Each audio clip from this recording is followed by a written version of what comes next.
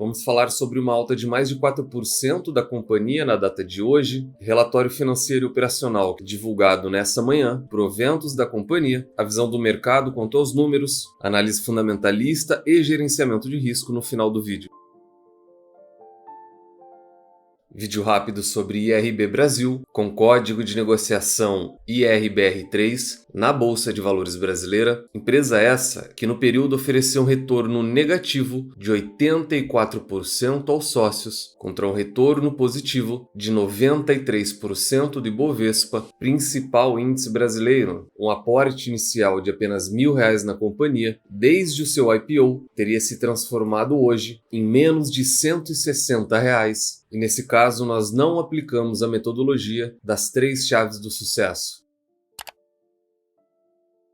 Sempre lembrando que na parte de baixo de todos os vídeos, eu deixo uma lista de indicação de livros que você tem que obrigatoriamente estar lendo antes de investir em alguma ação, antes de entrar no mercado de capitais. IRB que iniciou as negociações com uma alta de mais de 4% logo pela manhã. No quarto TRI de 2023, a empresa apresentou um pequeno lucro, 38 milhões, revertendo um prejuízo. No ano fiscal fechado inteiro, 114 milhões de lucro, o que a princípio parece pequeno, e porque ela se tornou uma empresa muito menor, comparada ao tamanho e o lucro que um dia ela já teve. Porém, quando a gente compara aos 630 milhões de prejuízo em 2022, é um bom sinal. E o porquê do devido cuidado e da necessidade do gerenciamento de risco em todo e qualquer IPO.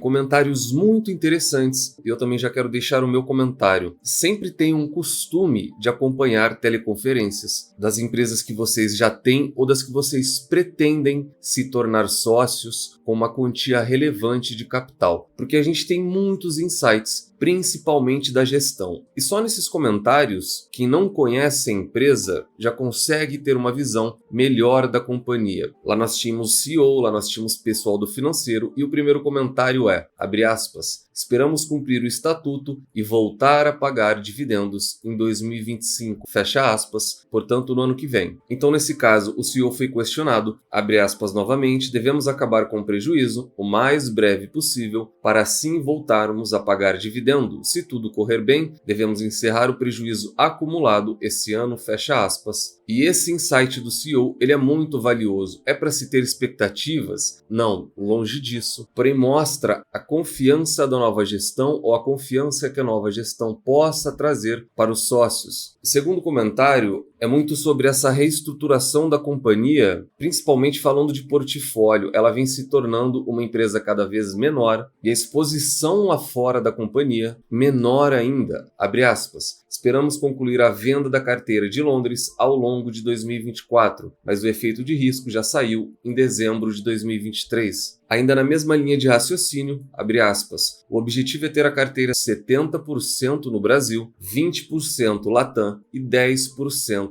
internacional, fecha aspas. Essa participação internacional, caso você conheça a IRB desde que ela veio ao mercado, você sabe que ela era muito superior a esses 10%. Agora, na linha de lucros, abre aspas, contamos encerrar 2024 com crescimento de prêmio alinhado com o mercado, mas com crescimento de lucros substancial, fecha aspas. A gente vai falar principalmente no gerenciamento de risco, mas isso daqui se traduz em quê? Mesmo que prêmios, mesmo que a linha de receita continue caindo, porque ela vem caindo, a companhia está buscando mais eficiência. Portanto, mesmo que ela fature menos, é sim possível que ela lucre cada vez mais. E para finalizar aí dentro daquela linha ainda do portfólio, abre aspas aqui, em 2023 tivemos uma carteira menor, resultado da limpeza da carteira, mas com muito mais rentabilidade, fecha aspas. Então, mesmo que a gente enxerga nos números, o mesmo que o mercado começa a enxergar, é a mesma mensagem que a diretoria da companhia vem passando em toda essa reestruturação.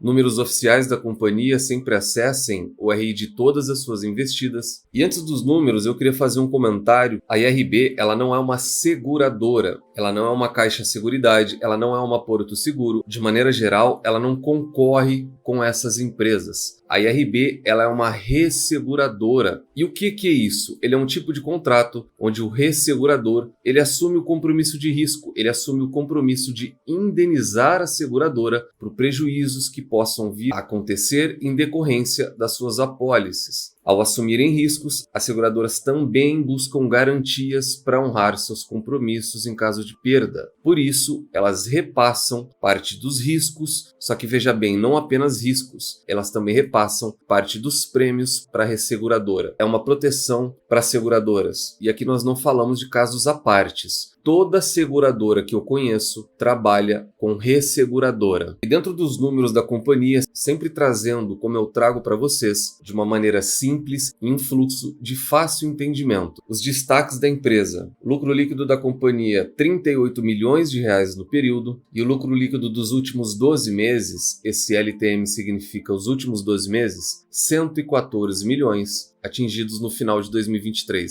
A rentabilidade da companhia, apesar de uma melhora, ela ainda é baixa, 2,7% sobre equity, e o ROIC é sobre o equity tangível. Ele sempre vai ser maior em toda a companhia, 6,7%, porém a gente ainda fala de um retorno muito baixo. Dentro da estratégia da companhia, aqui é uma imagem muito interessante para que você, como sócio, entenda para onde ela está caminhando. A IRB, nós falávamos da maior do setor, algo massivo, tanto Brasil quanto exterior. Hoje, quando você enxerga isso como um alvo, e essa é a mensagem que a diretoria quer passar, o centro dele, o local mais difícil e de maior atenção, diz respeito a tudo aquilo que é regional. Na segunda linha, nós temos tudo aquilo que é local. E a principal linha disso, para mim, é atingir 70% da receita quando a gente fala do Brasil. E na última linha, como último objetivo, ou talvez o objetivo de menos importância, é a exposição da companhia global. Por isso, nesse movimento até mesmo questionável, onde a companhia quis centralizar a sua atuação em Brasil, Latam, e vem se desfazendo aos poucos da receita dela no exterior, tudo isso se traduz nessa imagem, e essa imagem reflete para onde a companhia quer caminhar, que são o mercado local e América Latina. Quando a gente fala de prêmios emitidos, aqui fica claro a queda da participação dos prêmios internacionais. Esses números daqui para trás, em 2020, eles eram maiores ainda, e hoje representam apenas 10% de todo o prêmio emitido da companhia. Ainda em prêmios nós tivemos uma queda, por isso aquele comentário de que o lucro cresceu mesmo com uma queda na linha de receitas, é porque a companhia vem buscando eficiência e rentabilidade. A sinistralidade da companhia melhorou e melhorou muito. É visível a queda trimestre a trimestre da companhia, e essa para mim é a principal imagem que você como investidor tem que ter da companhia. A gente fala de despesas, comissionamentos e até mesmo de prêmios. Prêmios esses que vão entrar onde? Índice combinado. Índice combinado, ele talvez seja o principal indicador quando a gente fala de seguradoras, ou no caso, uma resseguradora, quando a gente quer olhar para o operacional dela, quando a gente quer olhar a rentabilidade dela, a eficiência dela. E esse índice, quanto menor, melhor. E a IRB, ela vem numa queda contínua, é uma melhora significativa, a empresa já começa a gerar dinheiro, acompanhe o índice combinado de toda seguradora que vocês sejam sócios, e o ideal é que esse índice esteja abaixo de 100. Abaixo de 100 significa algo saudável, abaixo de 100 significa que a companhia está tendo lucro operacional, abaixo de 100 é o que toda seguradora deve buscar. E no ano fiscal fechado, 22 contra 23, a gente percebe uma melhora de 30% no índice combinado, saindo de quase 140% para 109%, e no trimestre mais baixo ainda, de 133% para 106%. IRB que coberta por 7 casas ou 7 analistas, tem 5 recomendações neutras, 2 recomendações para venda e nenhuma recomendação de compra. Análise fundamentalista, lucros, lucros e mais lucros, tese essa de Peter Lynch. Em algumas empresas específicas eu gosto de destacar a categoria dela dentro das 6 de Lynch, e esse é um caso específico. Vale sempre lembrar que falamos de uma turnaround, que falamos de uma empresa de alto risco com alto potencial de retorno. Como a gente viu os números dela, a análise fundamentalista ela vai servir apenas como base para o gerenciamento de risco. Eu já gostaria de iniciar com alguns comentários. DRE da empresa, maior histórico possível, e um deles é principalmente o porquê mega investidores não participam de IPOs, eles participam de fundings. O único recente, talvez, que a gente saiba é do Nubank, então ele se expõe sim na parte de financiamento da empresa com o gerenciamento de risco feito, só que o motivo está aqui. Infelizmente é muito comum a gente ter casos como Americanas e diversas outras empresas, e essas empresas já são empresas estabelecidas que o mercado conhece o balanço, já são auditados há décadas. E já existe fraude nesses casos. Imagine então empresas recém-lançadas através dos seus IPOs. Toda essa linha constante e crescente que parece que foi feita com uma régua, não só eu, como também o mercado, tem uma dúvida. E foi nessa época que a esquadra jogou tudo que tinha que jogar no ventilador. O que eu quero dizer com isso? Todos, e eu me incluo, têm esse receio com o IPO por conta de precificação errada, que acontece em 99% dos casos, e segundo, o risco de isso acontecer. E aqui a gente fala de uma fraude explícita. Nada garante que esses números sejam reais, uma vez que a empresa não era obrigada a reportar a mercado. Ela não tinha seu capital aberto. É exclusividade dela? Não. Isso aconteceu com a GX Petróleo e eu vivi isso na pele. Já deixei claro para os mais antigos do canal, para os membros do canal, cito isso no meu livro. O investidor tem que ter muito cuidado ao confiar nos números de novas empresas no mercado. Quanto ao ROI, Return on Equity, tese essa de Warren Buffett, nós saímos de um possível retorno positivo da companhia para um retorno extremamente negativo nos últimos anos. Dividend Yield, tese essa de Benjamin Graham e Luiz Barsi Filho, é algo que eu desconsideraria. Aquele sinal de pagamento de proventos é algo que dá esperança ao sócio, porém eu sempre trago os axiomas de Zurique: não misturem esperança com investimentos. Primeiro, ela tem que sair de toda essa situação para depois pensar em remunerar os sócios. Gerenciamento de risco esse pessoal, individual e intransferível. Portanto, falamos da IRB Brasil, uma empresa que trabalha na área de resseguros, e ela obtém nota 1. Ela tem o maior grau especulativo de todos. Eu sempre trago pontos positivos e negativos da companhia, mas aqui eu queria trazer o histórico dela, porque a mensagem principal desse vídeo é gerenciamento de risco. Como se expor a essas empresas como os maiores investidores do mundo se expõem e não ser levado pela emoção, que é o que a maioria das pessoas fazem. A IRB fez o IPO dela em 2017 e levantou mais de 2 bilhões de reais. Preço inicial da empresa, que chegou a ser uma penny stock, foi de quase R$30. E de lá para cá nós já vimos através do gráfico, a empresa despencou, só que esse não é o problema, porque a gente fala de renda variável e é imprescindível que o investidor entenda que ele está sujeito sim a perdas talvez irrecuperáveis. E no meio disso tudo, a gente vai falar daquele que talvez seja o maior expoente da IRB. A gente fala do Barsi, que comprou e vem comprando a empresa desde esses tempos difíceis.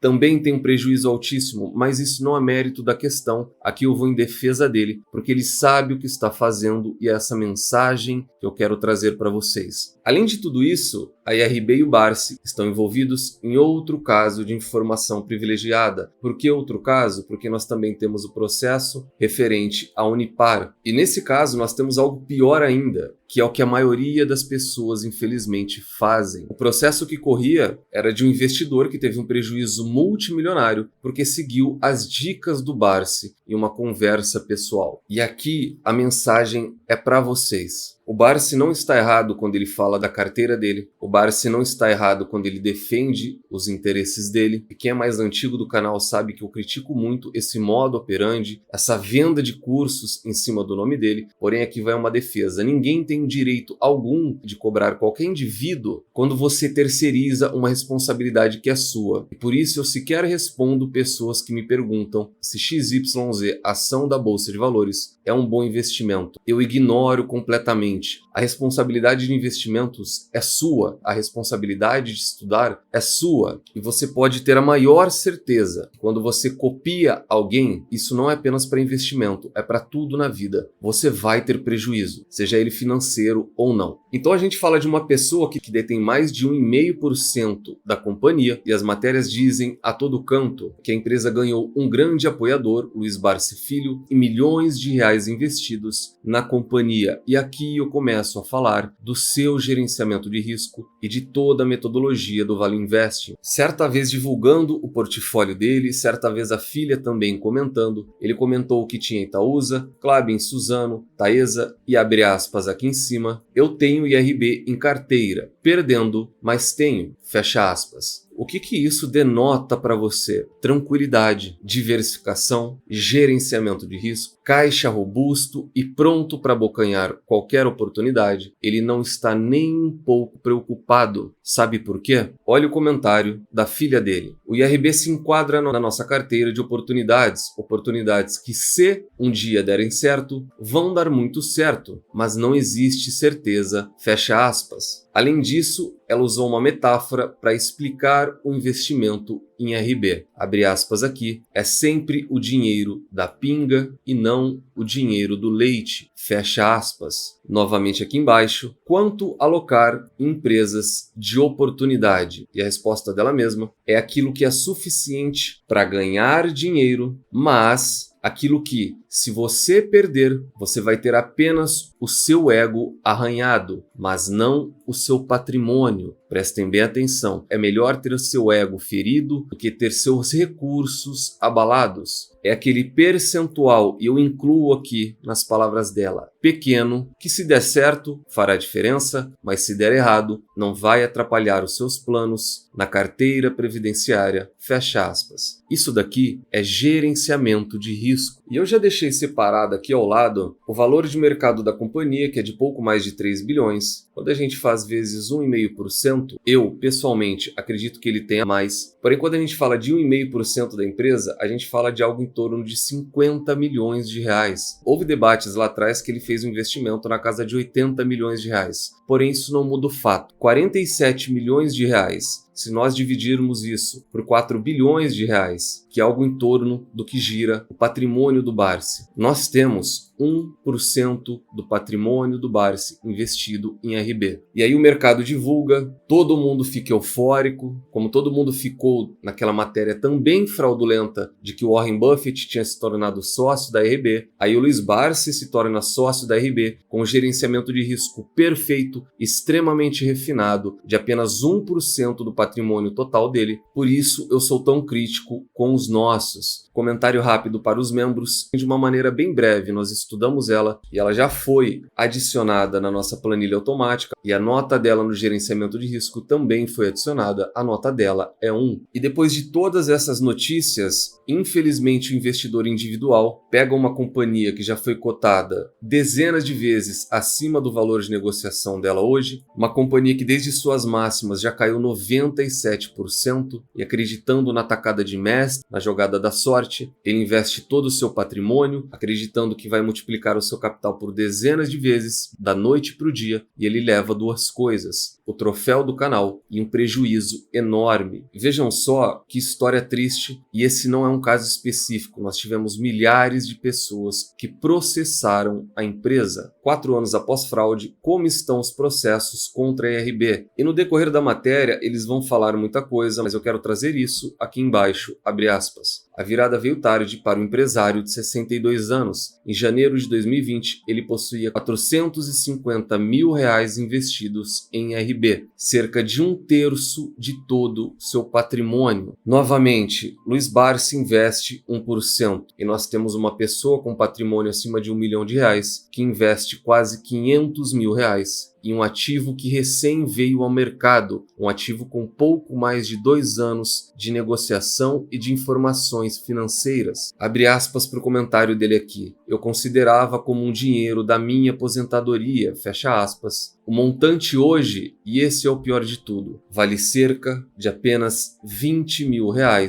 depois de tanto aumento de capital, depois de tanta diluição e depois do grupamento. Portanto, toda vez que eu trouxer o troféu sardinha de qualidade, toda vez que eu trouxer essa ideia de multiplicação rápida, que é contrária àquilo que a Bolsa de Valores é, que é o acúmulo de patrimônio no longo prazo, tentem trazer um pouco de seriedade disso. Eu fico muito triste quando eu vejo pessoas que investiram R$ 500 milhão porque ouviram em matérias que grandes investidores investiram em XYZ empresas e hoje possuem apenas R$ 20.000. Isso é matéria de estudo, isso é importante para que vocês aprendam com o erro dos outros, para que vocês não vivenciem isso. A gente fala de perdas irrecuperáveis e você dá muito duro para ganhar o seu dinheiro e jogar ele em qualquer empresa. E os números do investidor 10 são piores ainda do que aqueles do TradingView. Ele fala de uma perda de 84%. Aqui a gente fala que nos últimos 5 anos o investidor perdeu quase 100% de todo o seu patrimônio. Aqui é a tradução literal de tudo aquilo que eu falo, daquilo que eu tento disseminar dia após dia do Value Investing. Nós temos um IPO recente, uma empresa com uma gestão fraudulenta, para não falar apenas mal, porque tudo isso é passado, se serve de alento para quem é sócio da empresa. Nos últimos 12 meses, não apenas nesse balanço, eu de certa maneira já venho enxergando uma melhora gradual na empresa. Comentário rápido: não esperem que ela vá voltar a ser o que ela foi, porque a própria receita dela não é a mesma, a empresa está mais enxuta, ela diminuiu, o acionista foi extremamente diluído e enganado. Porém, eu enxergo uma melhora de eficiência na empresa, eu vejo uma melhora de rentabilidade da empresa.